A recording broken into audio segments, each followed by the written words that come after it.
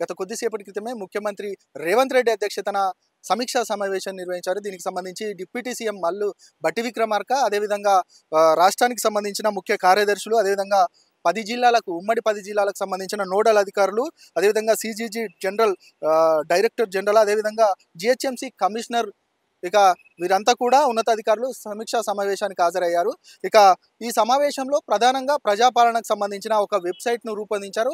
ఆ వెబ్సైట్కి సంబంధించి ఇక ఆ వెబ్సైట్ను ఇక ఏదైతే ముఖ్యమంత్రి రేవంత్ రెడ్డి ప్రారంభించనున్నారు, ఇక దీంట్లో అనే ఏ సమస్యలున్నా కూడా ఈ ప్రజాపాలనకు సంబంధించిన డాటా మొత్తం దాంట్లో ఉంటుంది. దానికి సంబంధించి ఇక ఎవరైనా దాన్ని చూసుకునే విధంగా దానిలో అన్ని అంశాలను పొందుపరిచి ఇక దాన్ని పూర్తిగా ముఖ్యమంత్రి ప్రారంభించనున్నారు. ఇక మొత్తానికైతే ప్రజాపాలనకు సంబంధించి దాదాపు 1,25,00,000 దరఖాస్తులు వచ్చాయి. ఈ దరఖాస్తులకు సంబంధించి ఇక ఆన్లైన్లో ఏదైతే దాన్ని పూర్తిగా ఆన్లైన్ చేసే ప్రక్రియ కొనసాగుతుంది. దీనికి సంబంధించి ఇక ప్రభుత్వానికి సంబంధించి ఇక దాన్ని స్క్రూటినీ చేసే దిశగా కూడా ఈ అంశాలను కూడా ఎజెండా కూడా పూర్తిగా దానిలో సమీక్షా సమావేశంలో మాట్లాడబోతున్నారు. దీనికి సంబంధించి పూర్తిగా మనము ఏదైతే గత రాష్ట్ర ప్రభుత్వం అధికారంలోకి వచ్చిన తర్వాత 6 గ్యారంటీలు ఖచ్చితంగా మేము అమలు చేస్తామన్న రాష్ట్ర ప్రభుత్వం ఇప్పటికే 6 గ్యారంటీల్లో భాగంగా 2 గ్యారంటీలకు సంబంధించి ఇక ఆర్టీసీ బస్సుల్లో మహిళలకు ఉచిత ప్రయాణం దానికి సంబంధించి దాన్ని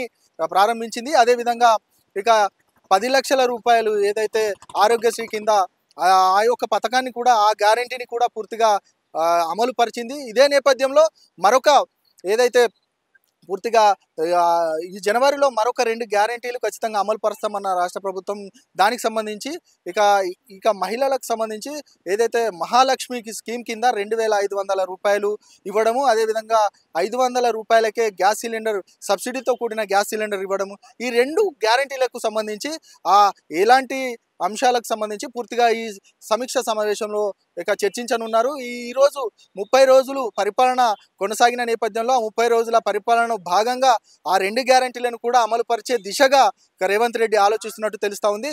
మొత్తానికి ఈరోజు జరిగే ఈ ముఖ్య సమావేశానికి సంబంధించి ప్రజాపాలన ఎజెండా, అదేవిధంగా మరొక వైపు రైతు బంధుకు సంబంధించి ఆ నిధులు, అదేవిధంగా ఇప్పటికే ఎకరానికి సంబంధించిన ఏదైతే రైతులకు సంబంధించి ఆ రైతు బంధు నిధులు విడుదల చేశారు. మరి ఈ రోజు నుంచి కూడా 2వ దశగా పూర్తిగా 5 ఎకరాల లోపు మిగతా రైతు బంధుకు సంబంధించిన ఆ అమౌంట్ వారి అకౌంట్లో వేసే విధంగా ఈ సమీక్ష సమావేశంలో పూర్తిగా చర్చించనున్నారు. మొత్తానికైతే ఈ సమీక్ష సమావేశానికి సంబంధించి ప్రధానంగా ప్రజా పరిపాలన ఎజెండాగానే ముందుకు కొనసాగుతున్న నేపథ్యంలో ఈ అన్ని అంశాలపైన ఈరోజు సమీక్ష సమావేశం నిర్వహించి ఒక నిర్ణయానికి వచ్చే పరిస్థితి కనబడతా ఉంది మొత్తానికైతే.